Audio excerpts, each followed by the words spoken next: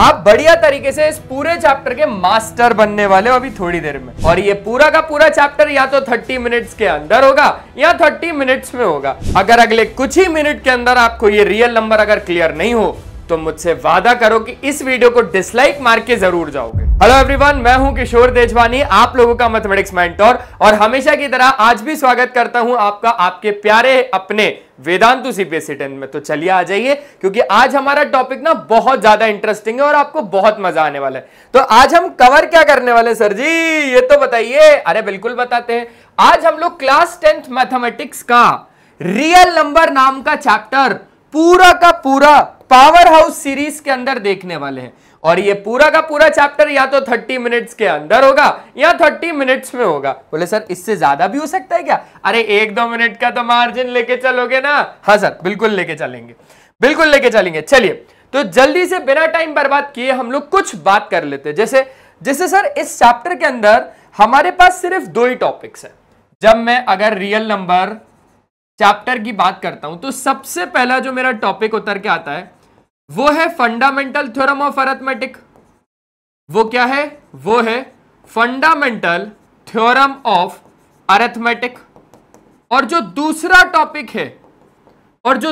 Topic है वो है मेरे पास इररेशनैलिटी ऑफ नंबर्स। क्या है?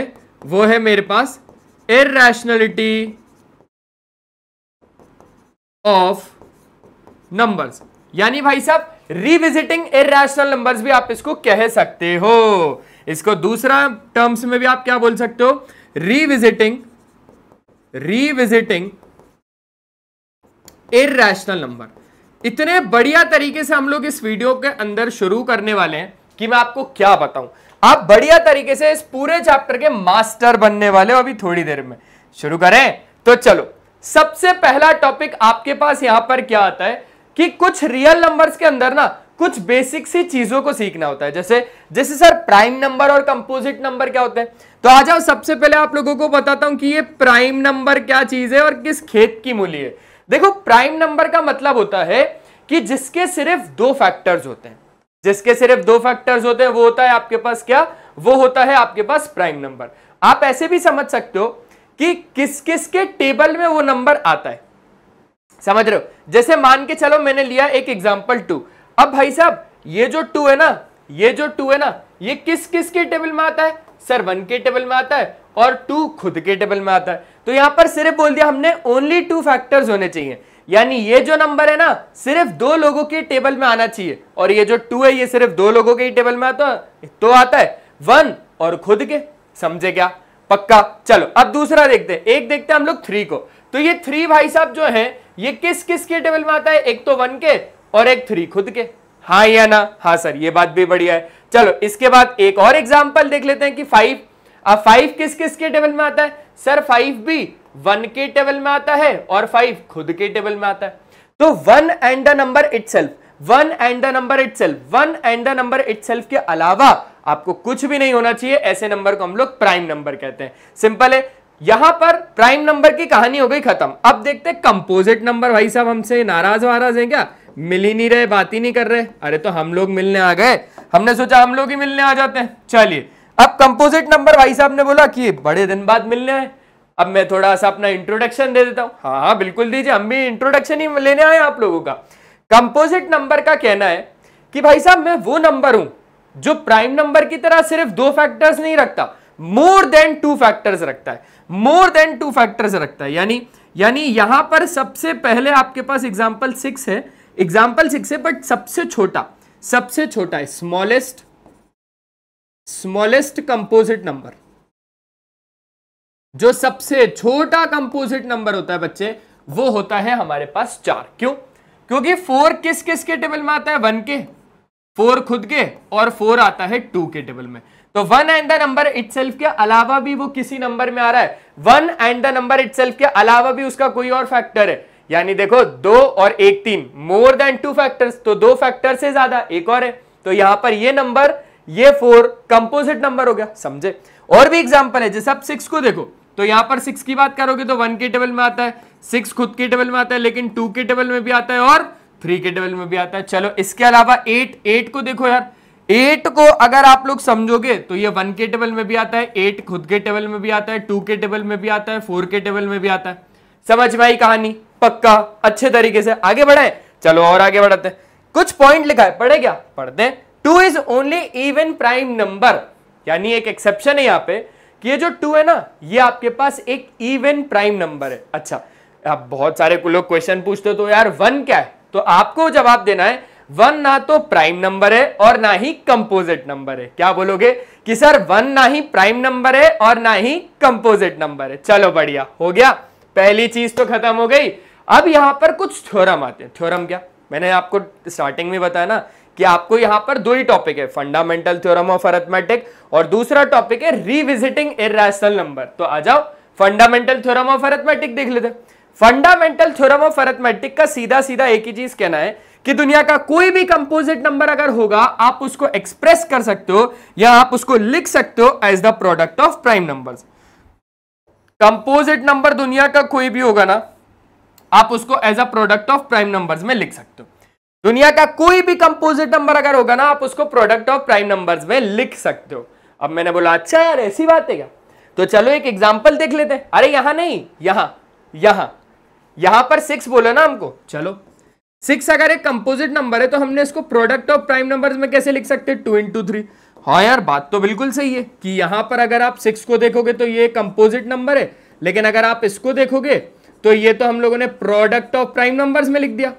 इसको तो हम लोगों ने प्रोडक्ट ऑफ प्राइम नंबर, 2 एक प्राइम नंबर है, 3 भी एक प्राइम नंबर है, 2 एक प्राइम नंबर, 3 एक प्राइम नंबर और 6 एक कंपोजिट नंबर। यानी फंडामेंटल थ्योरम ऑफ अरिथमेटिक तो यहीं पे खत्म हो गई कि दुनिया का कोई भी कंपोजिट नंबर अगर है आप उसको प्रोडक्ट ऑफ प्राइम नंबर्स में लिख सकते हो। बात यहीं खत्म हो गई। मुझे भी बहुत अच्छा लगा। अब एक एग्जांपल लेते हैं जो कि है 546 का। 546 के जब आप लोग प्राइम फैक्टर्स निकालोगे बाय प्राइम फैक्टराइजेशन मेथड, तो आओ जरा निकाल के दिखाता हूं। 2 2 जा 4, 2 7 जा 14, 2 3 जा 6। क्लियर है? अब यहां पर अगर आप देखोगे, अच्छा 2 से, अरे यार सिंपल सी बात है, ये लोग अपना खेल रहे हैं, हम लोग अपना खेलते हैं। 3 9 जा 27, 3 1 मतलब 3 1 जा 3, फिर 3 से जाएगा क्या ये? नहीं सर 7 से जाएगा। मैंने बोला ठीक है, 7 7 7 1 जा 7, 7 3 जा 21 और 13 1 जा आपके पास कितना हो जाएगा? 13 हो जाएगा। तो अगर आप यहां पर देखोगे तो 546 में हम लोगों ने ऐसा क्या किया, ये 3 से ले गया। ठीक है, 3 2 जा 6 और 8 16 8 24, 3 1 जा 3 4 5 हो गया। ठीक है, फिर यहां पर अगर आप देखोगे तो 546 को पहले ऐसे भी आप लोग कर सकते हो, अदरवाइज अगर आप लोगों को देखना है तो यहां पर आप लोग ऐसे भी कर सकते हो कि 2 से पहले हम लोगों ने काटा, फिर हमने 3 से काटा, फिर हम लोगों ने 7 से देखा, फिर हम लोगों ने 13 से देखा। तो यार यहां पर बढ़िया तरीके से हो तो गया। आपने प्रोडक्ट ऑफ प्राइम नंबर्स में ही लिखा, अगर देखोगे तो आपने प्रोडक्ट ऑफ प्राइम नंबर्स में ही लिखा। सिंपल सी बात है, यहां पर 3 से काटने पर गड़बड़ हो गया क्या, ऐसा सोच रहे हो? नहीं, 3 से आप पहले काटोगे ना तो आपको यही मिलेगा, कितना? 182। फिर 182 को ये फैक्टर ट्री के फॉर्मेट में, फिर 2 से देखा तो 91, फिर हम लोगों ने 7 से देखा तो 13। तो आप यहां पर ये गौर करोगे तो कि 546 को हम लोगों ने कैसे लिखा? 2 into 3 into 7 into 13, 2 into 3 into 7 into 13। ये चीज समझ में आई? ये चीज आप लोगों को समझ में आई? पक्का? तो ये भाई साहब कौन है? ये भाई साहब कौन है? सर ये कंपोजिट नंबर है। हमने इसको कैसे लिखा? Sir product of prime numbers में लिखा। प्रोडक्ट ऑफ प्राइम नंबर्स में लिखा। 2 भी एक प्राइम नंबर, 3 भी एक प्राइम नंबर, 7 भी एक प्राइम नंबर, 13 भी एक प्राइम नंबर। क्लियर हो गया? एक बार स्क्रीनशॉट लेना तो ले लो। ठीक है सर, ये तो बहुत अच्छे तरीके से क्लियर हो गया। अब जरा समझते हम लोग एलसीएम भाई साहब और एचसीएफ भाई साहब को। एचसीएफ का मतलब क्या होता है? हाईएस्ट कॉमन फैक्टर, और एलसीएम का मतलब क्या होता है? Lowest common multiple. यार ये चीजें तो पता होनी चाहिए, नहीं तो फिर समझ लेना दिक्कत हो जाएगी। और आप लोगों ने अभी तक इस वीडियो को शेयर भी नहीं किया, यही उम्मीद थी मुझे यही उम्मीद थी। आपको इतना बढ़िया तरीके से मैं इस रियल नंबर को कंप्लीट करके दे रहा हूं, तो फिर क्या चाहिए? Highest common factor, highest common factor. अब जरा देखो, यहां पर एग्जांपल हम लोग लेके रखे हैं 12 और 8 का।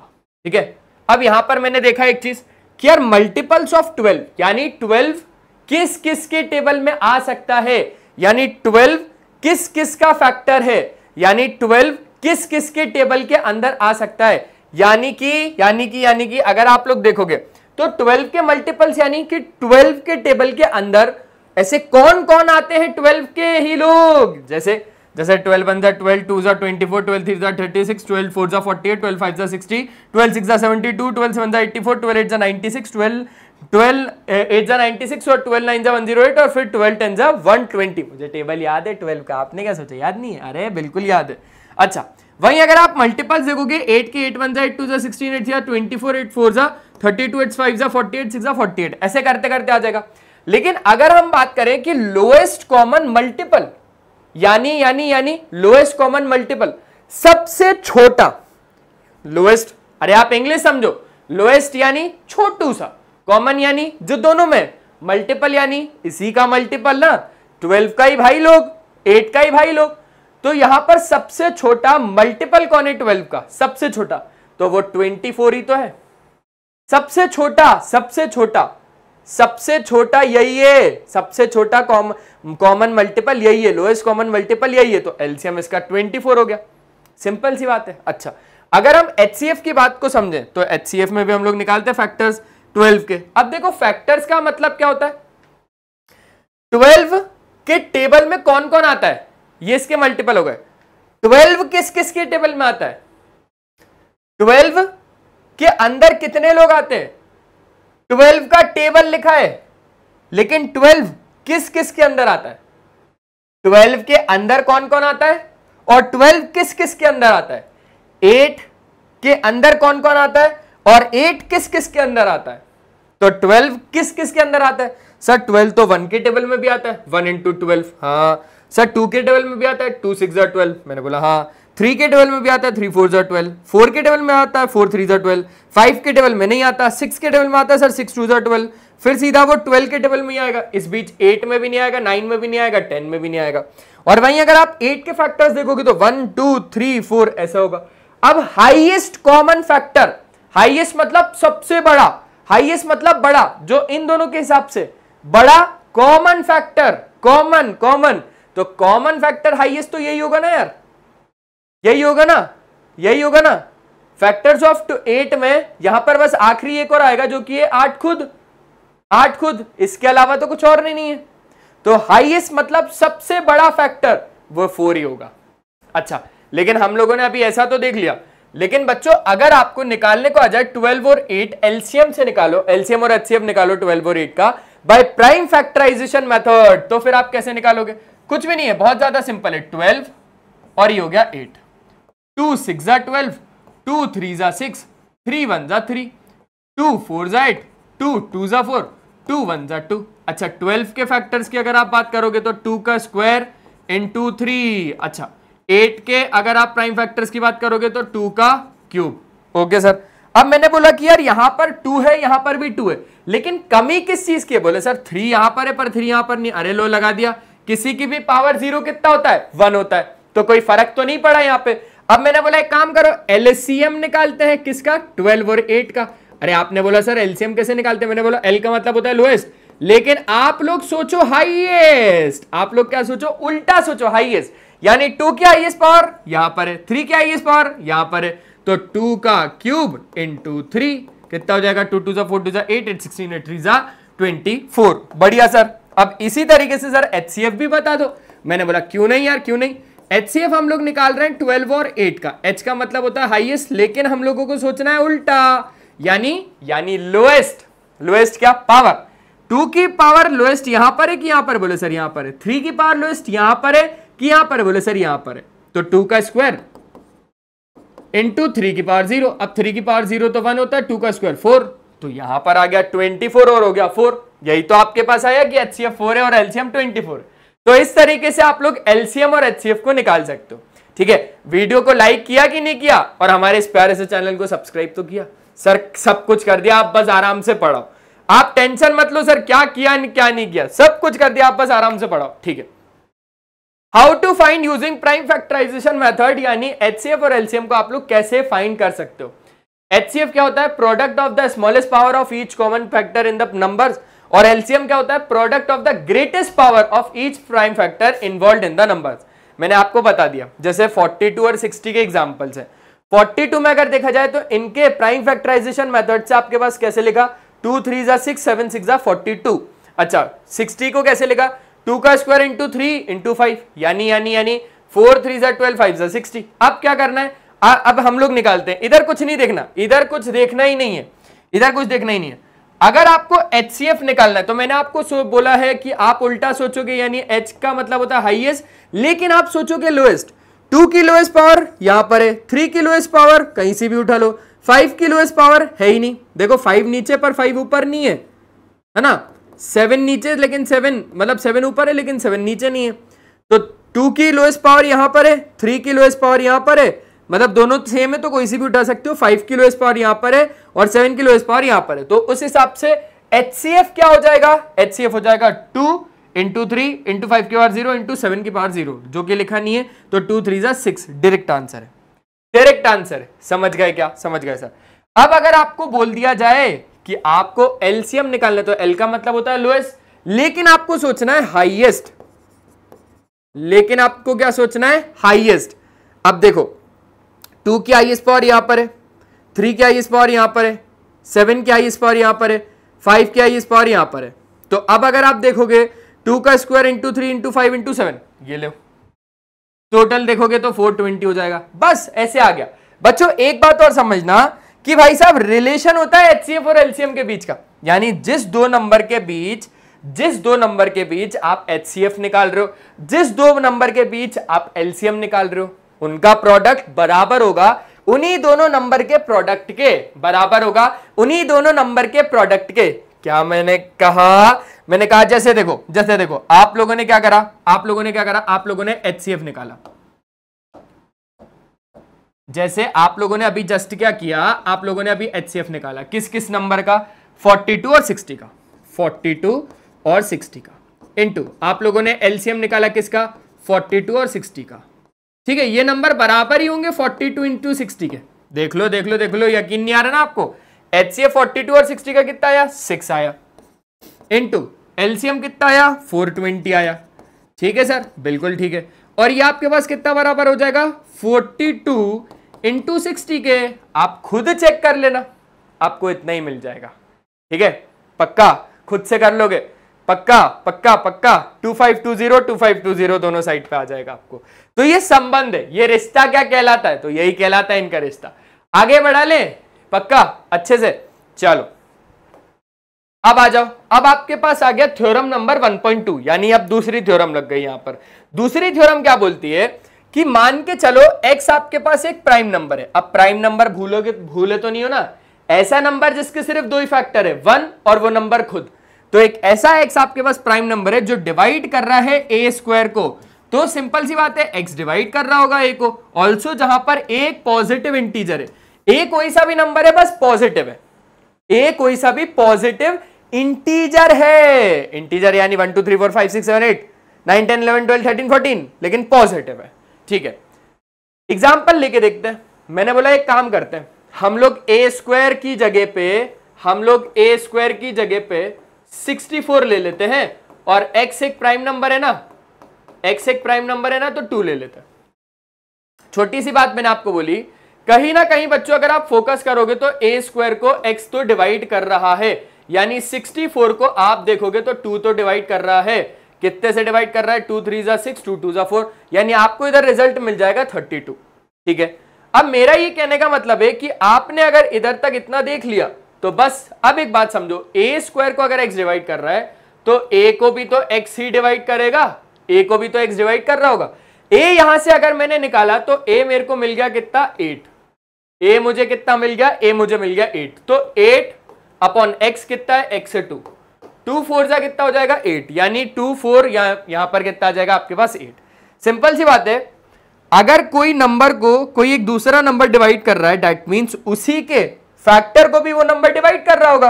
और एक चीज और समझना, यहां पर जो आपकी हिडन लाइन थी वो ये थी कि sir ji HCF is always a factor of LCM, HCF is always a factor of LCM, यानी जो HCF होता है ना, वो हमेशा LCM का फैक्टर है। यानी 420 के फैक्टर्स 1 है, 420 खुद है, 2 भी होगा, 3 भी होगा, 4 भी होगा, लेकिन 6 भी है, तो HCF जो होता है ना, HCF जो होता है ना, वो हमेशा फैक्टर होता है एलसीएम का। समझ में आया अच्छे तरीके से? पक्का। वीडियो को लाइक कर दिया ना इसी बात पे? बोले सर कब का कर दिया, ये तो मैंने, ये तो हाथ से ही कर दिया था। ठीक है, अब बात करते हैं हम लोग जरा इर्रेशनल नंबर की, कि ये इर्रेशनल नंबर क्या होते हैं। देखो इर्रेशनल नंबर सिंपल सी बात है, सबसे पहले तो आप लोगों को दिख सकता है टाइप 1 कि इनका डेसिमल एक्सपेंशन नॉन टर्मिनेटिंग में नॉन रिपीटिंग होता है, यानी इन ये नंबर पॉइंट्स के बाद कभी एक तो रुकेंगे नहीं यानी नॉन टर्मिनेटिंग, और कभी सेम टाइप के नंबर रिपीट नहीं होंगे यानी नॉन रिपीटिंग। नॉन टर्मिनेटिंग यानी रुकेंगे नहीं, और नॉन रिपीटिंग यानी सेम टाइप के नंबर रिपीट नहीं होंगे। अब जैसे एग्जांपल देखो 2.351946 पॉइंट के बाद अभी भी रुक नहीं रहे, चलते जा रहे हैं, और पॉइंट के बाद सेम टाइप का नंबर रिपीट नहीं हुआ। सेम टाइप यानी सर 99 रिपीट तो हुआ, नहीं, आई मीन टू से जैसे 2.351 351 351 351 351 ऐसा कुछ हुआ क्या? नहीं सर ऐसा तो नहीं हुआ। तो बस सेम टाइप का नंबर रिपीट नहीं होगा और कभी इसका डेसिमल एक्सपेंशन रुकेगा नहीं। एक और एग्जांपल 6.57986248 और आगे तक चलता जा रहा है, नॉन टर्मिनेटिंग में नॉन रिपीटिंग इसका डेसिमल एक्सपेंशन है। टाइप 2 देखो, यहां पर अंडर रूट में not a perfect square number, non perfect square number, जैसे मैंने बोला भाई 1 का स्क्वायर कितना होता है, आपने बोला 1। अच्छा रूट ऑफ 1 कितना होता है, आपने बोला 1। अच्छा 2 का स्क्वायर कितना होता है, आपने बोला 4। रूट ऑफ 4 कितना होता है, बोले सर 2। अच्छा 3 का स्क्वायर कितना होता है, आपने बोला 9। मैंने बोला रूट ऑफ 9 कितना होता है, आपने बोला 3। अरे फिर इसी बीच मैंने आपसे एक सवाल पूछ लिया, मैंने बोला कि अच्छा मुझे एक बात बताओ, 1 और 4 के बीच में आपके पास ऐसे कितने नंबर आएंगे जो not a perfect square number है? देखो 149 ये सारे परफेक्ट स्क्वायर नंबर है, यानी इनके स्क्वायर रूट एग्जिस्ट करते हैं, इन नंबरों के स्क्वायर रूट एग्जिस्ट करते हैं, लेकिन इसके बीच ऐसे नंबर भी होंगे जिनके स्क्वायर रूट एग्जिस्ट नहीं करेंगे। जैसे सर 2 हो गया, 3 हो गया, 4 आ गया, फिर इस इधर भी कर रहे होंगे यार, 4 के बाद आ जाएगा 5 6 7 8, है ना? सिंपल सी बात है। तो रूट में ही बस डाल दो इनको, रूट के अंदर non perfect square number, non perfect square ये है। तो बहुत सारे एग्जांपल है, √2 √3 √5, मैंने बोला √6 √7 √8, लो और भी हम लोगों ने लिख लिए। तो ये सारे नॉन परफेक्ट स्क्वायर नंबर है। टाइप 3 क्या है? Cube root of non perfect cube root वाले भी आएंगे, जैसे अरे ये देखो 1 का क्यूब कितना होता है 1, और क्यूब रूट ऑफ 1 कितना होता है आपके पास 1। अच्छा 2 का क्यूब कितना होता है 8, क्यूब रूट ऑफ 8 कितना होता है आपके पास 2। मैंने बोला 3 का क्यूब कितना होता है, बोले 27। अच्छा तो क्यूब रूट ऑफ 27 कितना होता है, आपने बोला 3। अब देखो इसी बीच बहुत सारे ऐसे नंबर्स आपको मिलेंगे, जैसे 1 और 8 के बीच में कौन कौन मिल गया, 2 मिल गया, 3 मिल गया, 4 मिल गया, 5 मिल गया, 6 मिल गया, ठीक है, 7 मिल गया, 8 नहीं मिलेगा, 8 नहीं मिलेगा क्योंकि उसका स्क्वायर रूट एग्जिस्ट करता है, सॉरी क्यूब रूट एग्जिस्ट करता है। तो ये सारे नंबर क्यूब में डाल दो, ये सारे नंबर क्यूब में डाल दो। जैसे क्यूब रूट ऑफ 9 इधर आएगा, 8 के बाद 9 आ गया, 10 आ गया, 11 आ गया, ठीक है, अप टू 27 तक, 26 तक। तो यहां पर रूट में 15 आ गया, 15 भी आ जाएगा इसी बीच में। समझ गए क्या बात को अच्छे तरीके से? तो बस ऐसे आप लोगों ने बता दिया, टाइप 2 यानी इर्रेशनल नंबर को आपने डिफाइन कर दिया। अब एक जो फेवरेट क्वेश्चन है सीबीएसई का वो है कि √2 को इर्रेशनल नंबर क्यों बोलते हैं? तो हम लोगों ने अज्यूम किया कि चलो ठीक है, √2 एक इर्रेशनल नहीं है, कॉन्ट्राडिक्शन मेथड के हिसाब से। कॉन्ट्राडिक्शन मेथड क्या होता है? मान के चलो मेरे हाथ में चूहा है, लेकिन मैंने बोला कि भाई मुझे इसको बिल्ली प्रूफ करना है। अल्टीमेटली अगर मैं उसको बिल्ली प्रूफ नहीं कर पाया यानी वो चूहा है। ऐसे ही इर्रेशनल नंबर को मैंने मान लिया कि वो रैशनल है। अब अगर वो रैशनल है तो p/q के फॉर्मेट में होगा या फिर r/s के फॉर्मेट में होगा, जहां पर r और s एक इंटीजर्स हैं और s कभी भी 0 नहीं हो सकता। सपोज करते हैं r और s का एक कॉमन फैक्टर है अदर देन 1। सिंपल सी बात है, क्योंकि अगर ये लोग रैशनल नंबर के फॉर्मेट में तो r और s का कॉमन फैक्टर होगा अदर देन 1। तो we divide by common factor to get a/b। अब हम लोगों ने क्या बोला? अब हम लोगों ने बोला कि इसको हम लोगों ने a/b के फॉर्मेट में लिख दिया, जहां पर a और b आपके पास को प्राइम नंबर्स है। को प्राइम नंबर क्या होता है? को प्राइम नंबर का मतलब है कि जो हाईएस्ट कॉमन फैक्टर होगा a और b का, वो 1 के अलावा कोई और नहीं हो सकता, वो 1 के अलावा कोई और नहीं हो सकता। b को मैंने इधर ट्रांसपोज किया, b √2 बराबर a हो गया, दोनों साइड स्क्वायरिंग करी तो स्क्वायर करने पर ये हो जाएगा b का स्क्वायर, √2 का स्क्वायर हो जाएगा 2, a का स्क्वायर हो जाएगा a स्क्वायर। ये हो गई मेरे पास पहली इक्वेशन। आगे क्या किया, अगर 2 डिवाइड कर रहा है a स्क्वायर को, then by theorem 1.2 it follows that 2 divides a as well. Simple सी बात है, अभी जस्ट हम लोगों ने पढ़ा कि अगर 2 a स्क्वायर को डिवाइड कर रहा है यानी 2 a को भी डिवाइड करेगा। अगर वो डिवाइड कर रहा है तो a बराबर 2c, जहां पर c क्या है, एक सम, कोई सा भी एक इंटीजर है। अगर a डिवाइड कर रहा है 2 को यानी a 2 का एक मल्टीपल है, तो a 2 का मल्टीपल है, a 2 का मल्टीपल है। ठीक है, अब मैंने क्या बोला, a बराबर 2c को हम लोग सब्स्टिट्यूट कर देंगे इक्वेशन 1 में, तो a की जगह पे 2c आ जाएगा, a की जगह पे 2c आ गया, उसका स्क्वायर बराबर 2b का स्क्वायर। देखो बहुत अच्छे से देखना, 2 का स्क्वायर हो जाएगा 4c स्क्वायर। अच्छा यहां पर डायरेक्टली स्टेप लिख दिया, 2 का स्क्वायर हो गया 4 और यहां पर हो गया 2, तो 2 से 2 2 जा 4 कट गया, यानी 2c स्क्वायर बराबर b स्क्वायर आ जाएगा। This means 2 divides b square also and 2 divides b also. 2 अगर b स्क्वायर को डिवाइड कर रहे हैं यानी 2b को डिवाइड कर रहा है, थ्योरम 1.2 से। a और b का एटलीस्ट 2 एक कॉमन फैक्टर तो आया, लेकिन हम लोगों ने स्टार्टिंग में क्या बोला कि इनका हाईएस्ट कॉमन फैक्टर 1 के अलावा कोई हो ही नहीं सकता। अरे नहीं हो सकता, लेकिन 2 तो आया ना, but this contradicts the fact that a और b have no common factor other than 1। But हम लोगों ने तो बोला कि भाई a और b का कोई और फैक्टर हो ही नहीं सकता 1 के अलावा, लेकिन यहां पर तो निकल गया। हेंस हमारा अजम्पशन जो √2 एक इरैशनल, मतलब √2 एक रैशनल है, वो तो इनकरेक्ट हो गया। तो यहां से हमने पता लगाया कि √2 क्या है, एक इरैशनल नंबर है। समझ में आया? हाँ सर आया। अब जल्दी से हम लोग कुछ क्वेश्चंस को कर लेते हैं, 4-1 मिनट बचे होंगे ना, जल्दी से कर लेते हैं। Rational number is in the form of p by q, जहां पर sir q is not equals to 0। बढ़िया, बहुत बढ़िया। HCF 210 और 55 का, देखो 210 और 55 का HCF निकालना है। ठीक है, अलग अलग करके निकाल देंगे। ये हो जाएगा 105, ये हो जाएगा 3 3 जा 9 और 3 5 जा 15, ये हो जाएगा 5 7 जा 35, ये हो जाएगा 7 1 जा 7। 5 से देखा तो आ गया 11, 11 से देखा तो आ गया 1। बच्चों ऐसा नंबर जो दोनों में कॉमन है, दोनों में जो कॉमन है वही तो होगा इसका HCF, यानी 5। सीधा मजेदार तरीके से आंसर आ गया सर। चलो तीसरा, HCF 80 और 567 का, तो ये होमवर्क क्वेश्चन है, ये मेरे ख्याल से आप लोग कर लोगे।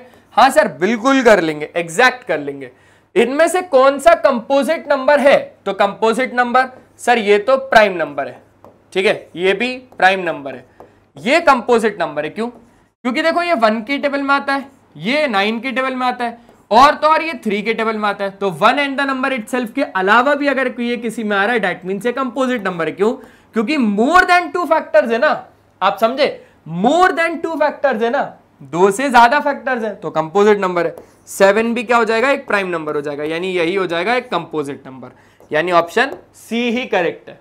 लास्ट क्वेश्चन, चलो लास्ट क्वेश्चन क्या है, लास्ट क्वेश्चन क्या है, which of the following is a prime number. अब इनमें से कौन सा नंबर आपके पास एक प्राइम नंबर है। देखो सिंपल सी बात है कि सर प्राइम नंबर 31 ही तो है यहां पर, क्योंकि आपके पास यहां पर 31 के 1 और 31 के अलावा कोई भी फैक्टर नहीं है, कोई भी फैक्टर नहीं है। तो 1 एंड द नंबर इटसेल्फ के अलावा अगर ये किसी में नहीं आ रहा, दैट मींस ये प्राइम नंबर है। अब रूट ऑफ 52, देखो 52 की अगर बात करोगे 1 के टेबल में आएगा, 52 खुद के में आएगा, लेकिन ये 2 के में भी आएगा। ऐसे ही 21 की बात करो, 21 1 के में आता है, 21 खुद के में आता है, 3 के में भी आता है और 7 के में भी आता है। 32 1 के में आता है, 32 खुद के में आता है, 2 के में आता है, 4 के में आता है ना, और भी बाकी में आता है। 8 4 जा 32, 4 8 जा 32, 8 के में भी आता है। तो 1 एंड द नंबर इटसेल्फ के अलावा भी बहुत सारे में आ रहा है, दैट मींस ये कंपोजिट है, लेकिन ये प्राइम है। समझ गए? तो बस यार आज के इस सेशन में सिर्फ और सिर्फ इतना ही था। आई होप आप लोगों को पूरा का पूरा चैप्टर बढ़िया तरीके से समझ में आया होगा।